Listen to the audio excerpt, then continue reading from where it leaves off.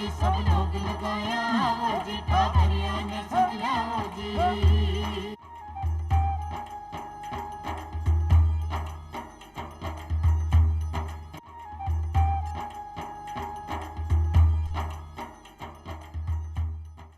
चौपाल देखने वाला सबला दर्शका ने राम राम सा भाई। आज चौपाल में आप चर्चा करांगा वर्तमान समय में गर्भवती महिला की देखभाल किया करनी चाहिए। हर महिला को सपनों होवे, हर स्त्री को सपनों होवे कि वो एक बार माँ ज़रूर बने, लेकिन माँ बनते समय बहुत सारी परेशानी आ सके हैं। जैसे कि अभी मौसम परिवर्तन हो रहा है तो बी में परेशानी हो सकी है। जहाँ कि आप सब जाना है कि एक ऐसी महामारी अपना देश में आ गई है, देश क्यों अपनी पूरी दुनिया में आ गई है, जिनमें खासी देखभाल की ज़रूरत है। ऐसे में अगर कोई महिला गर्भवती हुए है तो बी ने बहुत ज़्यादा सावधानी बरतनी चाहिए। आपनो स्वयं को भी ध्यान रखना है, आपनो परिवार को भी रखना है, और साथ ही साथ आपना गर्भ में पल रहे हो टाबर को भी ध्यान रखना है। तो के सावधानी आपने बरतनी चाहिए कि यहाँ की अपनी दिनचर्या होनी चाहिए। बाहर जाबा से पहले आपने के सावधानी बरतनी चाहिए, के खाना चाहिए के नहीं खाना चाहिए। आज सब का बारे में आज आप चर्चा करांगा अपनी चौपाल में। और चर्चा करवा के लिए पधारी हैं डॉक्टर सुप्रिया घिया जी, जो कि स्त्री रोग विशेषज्ञ है। डॉक्टर साहब था को बहुत बहुत स्वागत है चौपाल में। डॉक्टर साहब से जानागा कि आपने के सावधानी बरतनी चाहिए, लेकिन शुरुआती दौर पे अगर आप बात करें तो एक गर्भवती महिला को शुरुआती दिनों में क्या की देखभाल की आवश्यकता हुई है, के सावधानी बरतनी चाहिए डॉक्टर साहब? शुरुआती दिनों में गर्भवती महिला को अपनी पूरी देखभाल करनी चाहिए, खास तौर पे अपने खान पान का, रहन सहन का। उसको पौष्टिक खाना खाना चाहिए, ताज़ा बना हुआ घर का खाना खाना चाहिए। जल्दी थोड़ा खाना चाहिए, हर 2-3 घंटे में कुछ ना कुछ छोटे छोटे स्मॉल एंड फ्रीक्वेंट मील्स हम लोग बोलते हैं कि थोड़ा खाना खाएं, लेकिन थोड़ा जल्दी खाएं। और इसमें फल, फ्रूट, दूध, दही, हरी सब्जियां, ये सब खाने में सम्मिलित होनी चाहिए। जी डॉक्टर साहब, जो स्त्री पहली बार माँ बन रही है, बीने पतो नहीं होवे कि आपने शरीर में के बदलाव हुए हैं। जो स्त्री दूसरी बार माँ बन रही है तो बीने तो एक समझ आ जावे कि भाई पहली बार में ऐसी ऐसी तकलीफ हुई है, तो आप सब चीज़ों को ध्यान रखें। लेकिन जो स्त्री पहली बार माँ बन रही है, बीने के संकेत मिले हैं बी का शरीर का जरिए कि भाई वो गर्भवती है, यानी डॉक्टर की जाँच से पहले सबसे पहले तो है कि उसकी माहवारी का जो टाइम है वो निकल जाएगा। सबसे कॉमन जो जिससे पता चलता है किसी भी स्त्री को कि वो प्रेग्नेंट हो सकती है, तो उसके बाद अगर 5-7-10 दिन निकल गए तो उसको प्रेगनेंसी किट आता है, वो घर में भी टेस्ट कर सकती है। अभी जरूरी नहीं है हॉस्पिटल जाके ही वो टेस्ट कराए कोरोना में, तो घर में वो टेस्ट करके देख सकती है। कई बार थोड़ा सा जी मिचलाता है, उल्टी होती है, घबराहट होने लग जाती है, चक्कर आने लगते हैं, या कुछ अजीब गंध आने लग जाती हैं खाने पीने की चीज़ों से, तो उससे संकेत मिल जाता है कि गर्भ ठहर गया है। ये भी आप मान सका जी कि अभी डॉक्टर साहब ने बताया कि अजीब सी गंध आने लग जाए, कुछ खाने को मन नहीं करे है, जी मचलावे है। लेकिन डॉक्टर साहब कई बार ऐसा हुआ है, ऐसा कोई संकेत भी नहीं मिले हैं और गर्भ धारण भी हो जावे, तो कहीं अपना जो महामारी है वो आगे बढ़वा से पहले आपने कोई संकेत मिल सके है कि भाई अगर महामारी की तिथि भी नहीं निकली है और आपने पता चल जाए कि भाई मैंने गर्भ धारण कर लिया है? कभी ऐसा होता है कि तिथि निकलने से पहले भी ये सारे संकेत दिखने लग जाते हैं, लेकिन हर स्त्री में नहीं होता। वो नहीं होता, कोई बहुत कम स्त्रियों में होता है कि तिथि निकलने से पहले उनमें संकेत मिल जाते हैं। कई बार होता है कि थोड़ा स्तन में दर्द होने लग जाता है, एक बहुत शुरू का संकेत होता है ये। और माहवारी निकलने के बाद तो काफ़ी सब लोगों को लगने ही लग जाता है कि भाई गर्भ ठहर गया होगा। धीरे धीरे आपने पता चल जावे कि आपने शारीरिक बदलाव कुछ आ रहे हुए, तो आप अभी से समझ सका। जिया कि थे बताया कि अभी आप डॉक्टर के पास नहीं जा सका, तो घर में ही बैठे आपने पेशाब की जांच से आप पता कर सका कि भाई आपने गर्भ धारण किया है। हर मेडिकल स्टोर पे प्रेगनेंसी किट मिलता है, डॉक्टर साहब से भी खरीद के वो कर सकती है खुद टेस्ट। तो बी की सटीकता पर आप क्या मान सका कि भाई वो सही है, 100% सही हुए हैं हर बार? कभी होता है कि उस किट में कोई खराबी हो और वो किट काम नहीं करे ढंग से। कभी उसमें होता है कि एक भी लाइन नहीं आती, 2 रेड लाइन आती हैं, तब अपन मानते हैं कि गर्भ ठहर गया। लेकिन कोई किट खराब होता है, कभी पुराना किट भी हो सकता है। तो 99% तो सही होता है, कभी होता है 1% मान के चलो आप कि वो किट में कोई खराबी हुई इसलिए, तो वो दूसरा किट लेके भी जांच करी जा सके। लेकिन आप घर में रह लिया तो सुरक्षित जांच हो सके। जांच कब करनी चाहिए? जी हाँ, आपने बताया कि माहवारी आपने समय निकल गया है, बी का कितने दिन बाद आपने जांच करनी चाहिए जो कि सही और सटीक आपने परिणाम? औरतों का माहवारी का समय बिल्कुल टाइम से आती है, जिनको 28 से 30 दिन में आती है, तो वो तो 4-5 दिन चढ़ने के बाद में टेस्ट कर सकती हैं। जी। लेकिन कुछ महिलाएं ऐसी होती हैं जिनको माहवारी हर महीने ही थोड़ा सा लेट हो जाती है, किसी का 40 दिन का साइकिल होता है, किसी का 45 दिन का होता है, तो वो जो उसका ड्यूरेशन होता है वो निकल जाता है, उसके बाद में वो टेस्ट करें। तो मतलब टेस्ट अपना या तो 4-5 दिन बाद कर सकें, जिन महिला की माहवारी बिल्कुल समय समय पर आवे है समय पर आती तो वो है। 4-5 दिन बाद भी कर सके, और जिन्हें थोड़े समय के बाद ही आवे तो वो 10 दिन को भी समय लगा सकें। डॉक्टर साहब, जो आपने काल चल रहा है, अभी मौसम में भी परिवर्तन है, कभी भी बारिश हो सके है, तो भी आप डॉक्टर के पास नहीं जा सकें। और जी हाँ, की महामारी की अगर आप बात कर रहे हैं, कोरोना काल की बात करें, तो ऐसे में भी घर से बाहर जाना एक गर्भवती स्त्री के लिए थोड़ा सा घातक सिद्ध भी हो सके है, या कुछ परेशानी हो सके, तो कहीं घर में ही आप कुछ ऐसा कर लिया कि भाई आपने डॉक्टर के पास जावा की ज़रूरत नहीं पड़े शुरुआत में ही, और अपनी गर्भावस्था भी सही रहे। शुरू में डॉक्टर के पास तो देखो जाना चाहिए, अपना कोरोना काल में भी जा सकती हैं महिलाएं, ऐसी कोई बात नहीं है।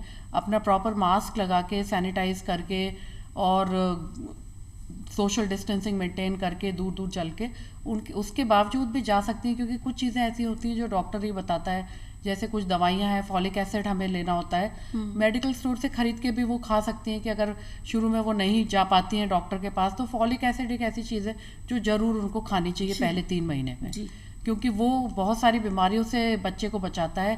कई शारीरिक दोष हो जाते हैं बच्चे में उसकी कमी के कारण, तो वो तो उनको खानी ही पड़ेगी। कैल्शियम की गोली ले सकती हैं मेडिकल स्टोर से, वहाँ से भी खा सकती हैं, और उसके बाद डॉक्टर के पास जा सकती हैं अपना पूरे प्रिकॉशन के साथ। सैनिटाइज़र यूज़ करें, ग्लव्स पहन लें, मास्क लगा लें, सोशल डिस्टेंसिंग के साथ में, क्योंकि कुछ जांचें होती हैं, सोनोग्राफी होती है जो हम 2 महीने के अंदर अंदर करते हैं, तो 2 महीने के एंड पे बच्चे की धड़कन है या नहीं है, बच्चा डेवलप हो रहा है या नहीं हो रहा, कोई और ख़राबी तो नहीं है बच्चे में, ये सब जांच तो हॉस्पिटल जाने के बाद ही पता चलेंगी।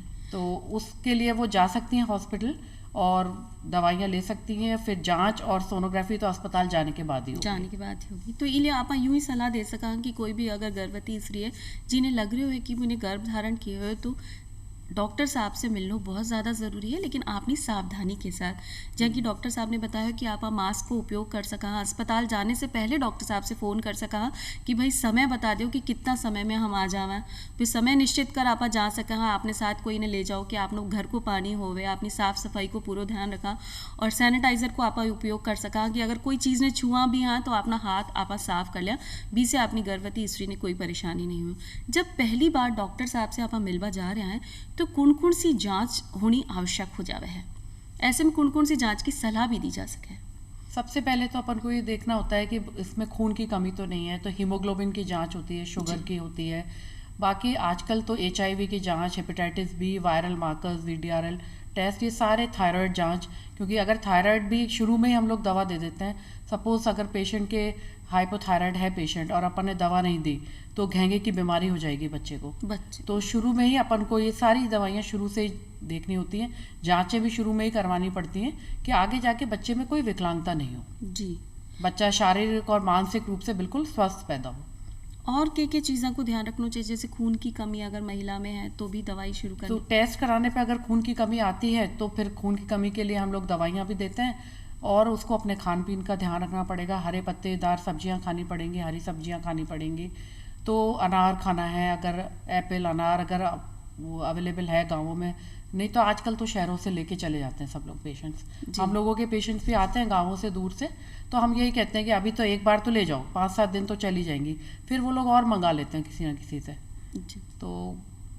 तो आपने इतना ध्यान रखना चाहिए कि अगर आपने खून की कमी आवे है तो पूरी भरपूर मात्रा में आयरन आपने लेना चाहिए, जैसे कि डॉक्टर साहब ने बताया कि आपने जो गोली है वो भी अपने शरीर में आयरन की कमी दूर करे है, कैल्शियम की कमी करे, तो आप भी लगातार लेनी चाहिए। डॉक्टर साहब, एक बीच में एक सवाल आवे कि जब महिला पहली बार डॉक्टर से मिले हैं तो आप फॉलिक एसिड और कैल्शियम शुरू कर दे वहाँ, लेकिन कई महिलावां अपने प्रसव के बाद दवाई बंद कर दे हैं, लेकिन बिने बाद में भी दवाई लगातार लेनी चाहिए कि नहीं? बाद में भी कैल्शियम और आयरन प्रोटीन लेना चाहिए, क्योंकि वो एक तो स्तनपान कराएगी बच्चे को, स्तनपान कराते वक्त भी बहुत अच्छी खुराक पे ध्यान रखना चाहिए। जितना अपना पूरी फुल टर्म प्रेगनेंसी में जो खुराक होती है उससे भी 500 कैलोरी ज़्यादा स्तनपान के वक्त लेनी चाहिए, जो कि अपने देश में जनरली क्या होता है कि जब तक पेशेंट प्रेग्नेंट है जब तक तो कई घर वाले भी ध्यान रखते हैं, डिलीवरी होने के 1-1.5 महीने तक भी रख लेते हैं, उसके बाद कोई ध्यान नहीं रखता। लेकिन उस वक्त खुद महिला को ही अपना ध्यान रखना पड़ेगा, क्योंकि उसको एक बच्चा पालना है, स्वस्थ बच्चा देना है इस देश को, तो उसको खुद को अपना ध्यान रखना पड़ेगा, बच्चे का ध्यान रखना पड़ेगा। कि मतलब अगर आप स्वयं खुद सही से खुद खाएगा स्वस्थ होगी तभी बच्चा स्वस्थ होगा। जी, क्योंकि दूध पिलावा की जब बात आवे है तो भाई दूध तभी महिला के शरीर में बनेगा जब आप ढंग से खावांगा। तो इलिए सारी महिलावां ने ध्यान रखना है कि भाई आपने जो पूरी देखभाल आप 9 महीना तक करा वो अपना प्रसव के बाद भी आपने लगातार जारी रखनी है। स्त्री की दिनचर्या के होनी चाहिए जब वो पहली बार माँ बने हैं, तो बिने किया को उठनो बैठनो चाहिए, आप यूं भी मान सका है, या कितनो व्यायाम करनो चाहिए, या दिन भर में कितनो आराम करनो चाहिए, की तरह से रहना चाहिए, आ सबका बारे में भी आपने महिलावां ने जैसे जान। किसी महिला का अगर सपोज पहला बच्चा है या उसके कोई पहले गर्भपात की ऐसी हिस्ट्री नहीं है, कोई सब बच्चे स्वस्थ हैं या जो भी जी। डिलीवरीज हैं, तो वो बहुत ज़्यादा उसको कोई बेड रेस्ट की ज़रूरत नहीं है, अपना रूटीन काम कर सकती है, घर का सारा काम कर सकती है, बच्चों की देखभाल कर सकती है, अपने सास ससुर की देखभाल भी कर सकती है। और अगर कोई हिस्ट्री है कि उसके पहले रेकरेंट अबॉर्शंस है, बैड ऑब्स्टेट्रिक हिस्ट्री है, तो फिर कंप्लीट बेड रेस्ट करना पड़ता है उन कंडीशंस में जब डॉक्टर आपको एडवाइस करे। जी, तो। कई महिला के साथ हो सके हाँ। कि भाई बिने अगर परेशानी है तो अगर डॉक्टर साहब सलाह दे तो आप तो आप विश्राम आराम कर करें, सकें। और नहीं तो ज़्यादा भारी वजन नहीं उठाना है आपको, बार बार बहुत सीढ़ियाँ नहीं चढ़नी चाहिए, और ट्रैवलिंग नहीं करनी है, बाहर नहीं जाना है, बाहर का खाना नहीं खाना है। ये शुरुआती कुछ चीज़ें हैं जो अपन को ध्यान रखना होता है कि जो भी खाना खाएं घर का बना हुआ खाना खाना है प्रेगनेंसी में। बाहर का खाना, अभी तो कोरोना काल चल रहा है तो वैसे भी बाहर का खाना तो कोई भी नहीं खा रहा जी। लेकिन फिर भी प्रेग्नेंट महिलाओं को तो टोटली मना ही है हमेशा ही।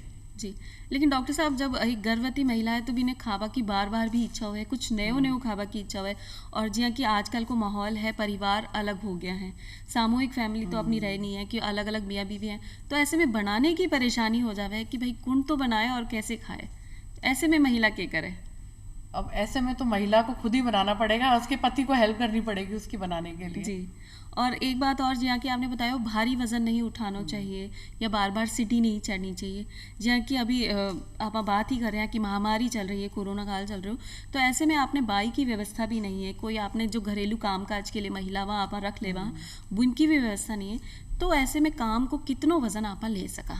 ऐसी स्थिति में देखो महिला का शरीर जितना अलाउ कर रहा है कि अगर वो थक रही है तो रुक रुक के काम कर लेगी, थोड़ा थोड़ा कर लेगी, कोई अपनी गाड़ी तो छूट नहीं रही है कि सारा काम एक साथ ही करना है। हाँ। थोड़ा थोड़ा करके रेस्ट करके बीच में फिर कर लेगी, नहीं तो घर वाले कुछ हेल्प करेंगे, पति हेल्प करेंगे उसकी। अभी बाइयाँ नहीं है शहरों में, तो खास तौर पे गांवों में तो देखो बाइयाँ होती भी नहीं। जी, शहरों की महिलाओं को आदत पड़ी हुई है बाइयों की, तो उनको इस तरह से अभी तो काम करना पड़ेगा, घर वालों की हेल्प लेनी पड़ेगी, पति की लेनी पड़ेगी, या रुक रुक के काम करेंगी, थोड़ा थोड़ा काम करेंगी, जितना कम से कम काम में हो जाए उतना ही बढ़िया। कि अपन यूं कह सका भाई एक साथ अपने पे बोझ नहीं लेना है, बोझ नहीं लेना, कोई धीरे धीरे काम करना है, आपने काम भी करो, आसान है, कोई दिक्कत नहीं होवे है गर्भ काल में भी, क्योंकि डॉक्टर साहब अगर कह रहे हैं कि आप सही हो तो आप सारा काम कर सको, घर का कोई भी काम हो, खाना बनाने से लेकर आपनी साफ सफाई से लेकर कपड़ा धोवा का सारा काम आप कर सका। अगर कोई परेशानी है तो फिर आपने देखभाल की आवश्यकता हो।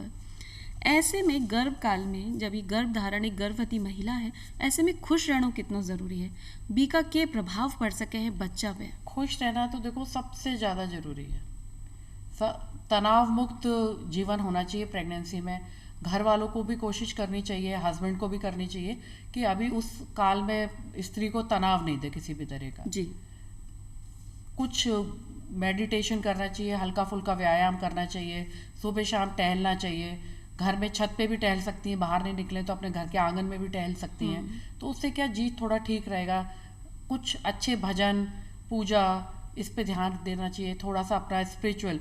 मैं तो हमेशा कहती हूँ पेशेंट्स को, अपने पेशेंट्स को भी, कि जो बच्चा आपके पेट में पल रहा है, जो आपके मन में विचार हैं अभी, वो ही बच्चे के मन में पड़ेंगे, तो आपको इस वक्त थोड़ा सा भगवान का ध्यान भी करनी चाहिए, कुछ अच्छे भजन सुनने चाहिए, अच्छा साहित्य पढ़ना चाहिए, अच्छी किताबें पढ़नी चाहिए जिससे मानसिक शांति मिले, और खुश रहने की कोशिश करनी चाहिए, खुद को भी खुश रहने की कोशिश करनी चाहिए। मतलब जो महिला ने अच्छो लगे वो काम वो कर सके है, चाहे वो किताब पढ़ सके है या भजन कीर्तन में ध्यान लगा सके है, या कोई और भी काम जो अपन कोई भजन भी सुन लिया है, या कोई अपन फिल्मी गाना को सुन भी कर ले, तो भी से भी आपने फिल्मी गाने सुन के भी अगर खुशी है मन को तो अच्छी बात है। तो मन शांत हल्का फुल्का रहना डांस चाहिए। भी कर सकती है, डांस, फिल्मी गानों के साथ शौकीन है तो। जी। और जो महिला घर से बाहर निकलकर काम कर रही है डॉक्टर साहब, बीने के सावधानी बरतनी चाहिए आज का माहौल ने देखकर? उनको तो बहुत ज़्यादा सावधानी बरतनी चाहिए। घर से निकलते वक्त अपना पूरा ध्यान रखेंगे कि हमारे मास्क होना चाहिए, प्रॉपर अच्छा मास्क होना चाहिए। अगर वर्किंग लेडी है तो सैनिटाइज़र साथ में लेके जाएगी, दूर दूर बैठेगी। पब्लिक ट्रांसपोर्ट की जहाँ तक बात है वो अभी बिल्कुल अवॉइड करना चाहिए प्रेग्नेंट लेडी को, कि बसों में या मिनी बस होती हैं या मेट्रोज़ में, उनमें थोड़ा अवॉइड करना चाहिए। अगर पास घर है तो आप वॉक भी कर सकते हो, पैदल जा सकते हो, नहीं तो अपना कोई 2 व्हीलर है 4 व्हीलर है तो बहुत ही अच्छी बात है। लेकिन 2 व्हीलर पे थोड़ा सा भी, जैसे बारिश का मौसम भी है यहाँ पे शहरों में, तो ट्रैफिक गड्ढे बहुत है तो अवॉइड करना चाहिए। थोड़ा सा ड्राइविंग पे ध्यान रहे कि बहुत तेज़ नहीं चलाएं गाड़ियों को, आराम आराम से चलाएं गाड़ी को। भले आप टाइम लेके निकलो कि आपका 20 मिनट का रास्ता है तो आप 40 मिनट लेके निकलो, लेकिन आप हबड़ तबड़ नहीं करो रास्ते में, और पूरा अपना प्रिकॉशन लेके ही वहाँ पे रहना है। खाना बिल्कुल अपने साथ लेके जाना है, अपना पानी लेके जाना है, बाहर का बिल्कुल अवॉइड करना है टोटली खाना। मतलब यूँ कह सका कि सारी सावधानी अपन ने ही बरतनी है। अगर कोई महिला घर से बाहर निकल कर काम करने भी जा रही है तो जहाँ कि डॉक्टर साहब ने बताया कि भाई पानी की आपने पूरी व्यवस्था होनी चाहिए कि स्वच्छ जल आपने मिल सके, क्योंकि बार बार आपने पीबा की ज़रूरत पड़ सके, प्यास लग सके। खाने पीने की चीज़ भी अपने साथ रखनी चाहिए कि थोड़ी थोड़ी देर में, जहाँ डॉक्टर साहब ने बताया कि आपने इकट्ठो नहीं खाना है, थोड़ी थोड़ी देर में छोटो छोटो भोजन आपने करते रहना चाहिए। तो बीकी भी व्यवस्था अपने साथ रखो। और आपने जिया सैनिटाइज़र को उपयोग करना है, जिया बताया कि भाई अगर भारी बात यातायात है बी को आपने उपयोग नहीं करना है। अगर खुद चल के जा सको तो बहुत बढ़िया है कि ऐसे में चलने में भी कोई परेशानी नहीं है। वॉक कर सकती हैं, टहल सकती हैं आराम से, 15-20 मिनट आधे घंटे की वॉक है तो वो भी कर सकते हैं। वो भी कर सकें। आपने चलबा से भी आपने शरीर में ही फ़ायदा होगा, अपना टाबर भी स्वस्थ होगा। डॉक्टर साहब, जब आप छोटा छोटा चीज़ खाने की बात करा कि इकट्ठो एक साथ नहीं खाना है, तो ऐसी कौन कौन सी चीज़ें हैं जो महिला दिन में बार बार खा सके हैं? मतलब खाने पीने की चीज़ों में आप खाने पीने की चीज़ों में ये है कि जैसे आप 2-3 रोटी खाती हैं तो आप 1.5 ही खाएं एक बार में, है ना। उसके बाद आप चाहे थोड़ी देर बाद में एक छाछ का ग्लास पी लें, या कोई एक फ्रूट खा लें 2 घंटे बाद में, या आप थोड़ी सी चिवड़ा बना लें, पोहा खा लें, उपमा खा लें, कुछ भी इस तरह की कोई भी चीज़ खा सकती हैं। या भुने हुए चने खा लें, मूंगफली खा लें, गुड़ और मूंगफली खा लें सर्दियों के मौसम में।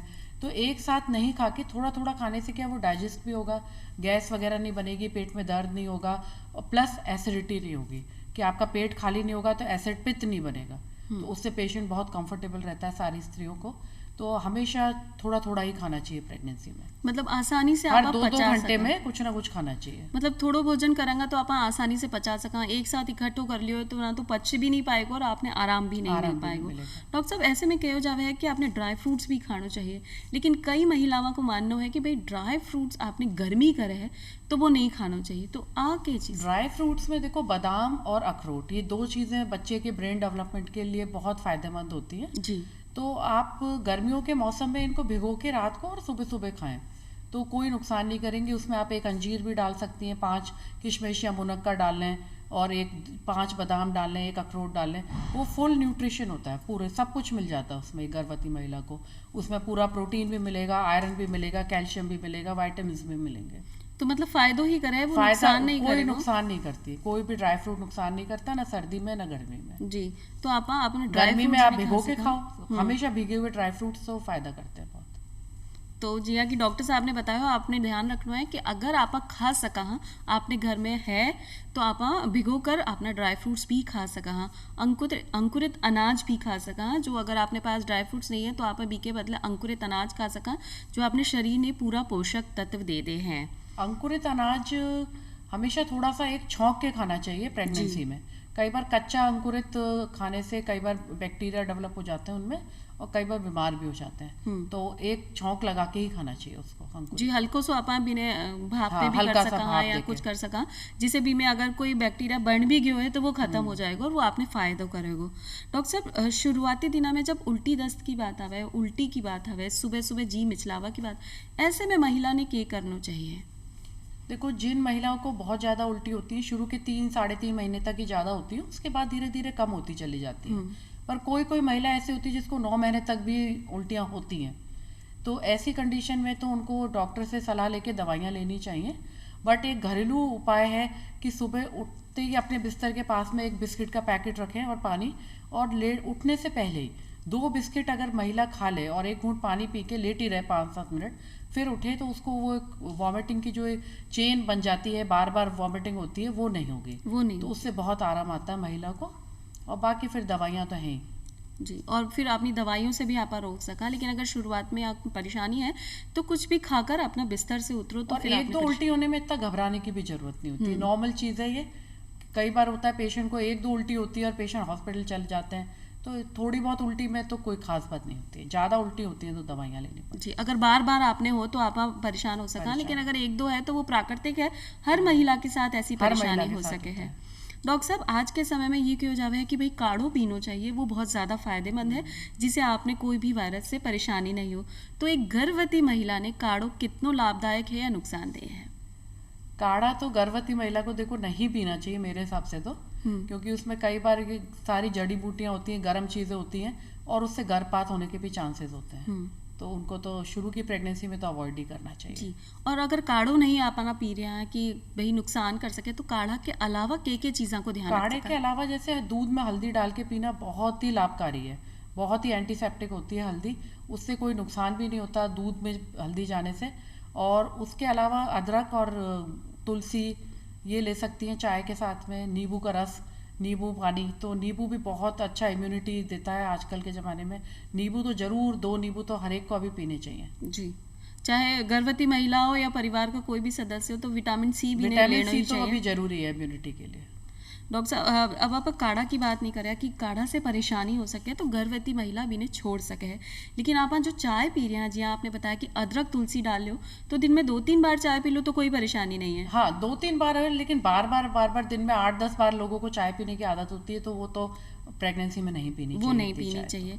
तो इको आपको खासो ध्यान रखना है कि अगर चाय की आदत है तो चाय कम कर देनी चाहिए, वो भी अपना शिशु जो आपने गर्भ में पल रहे हो बिना परेशानी दे सके। डॉक्टर साहब, स्तनपान की बात कर रहा कि एक गर्भवती महिला जब प्रसव के बाद आवे है तो एक शिशु ने स्तनपान कराना कितना ज़रूरी है, महिला का स्वास्थ्य के दृष्टि से भी और टाबर का भी? स्तनपान तो जो शुरू में दूध आता है गर्भवती महिला को, वो तो अमृत होता है जी। उसमें जितनी भी बीमारियां गर्भवती महिला को पूरी ज़िंदगी में अपनी होती हैं, उन सब की एंटीबॉडीज़ डेवलप हो जाती है और वो स्तनपान के थ्रू बच्चे को मिल जाती है, और बच्चे में रोग प्रतिरोधक क्षमता बहुत अच्छी डेवलप हो जाती है। तो स्तनपान तो 2 साल की उम्र तक अगर दूध आ रहा है महिला को, तो 2 साल की उम्र तक स्तनपान करा सकती है वो जी। अगर महिला सही तरीके से करा सके है 2 साल तक, तो कराना ज़रूर चाहिए, क्योंकि अपने टावर के लिए भी फायदेमंद है और महिला के लिए भी है।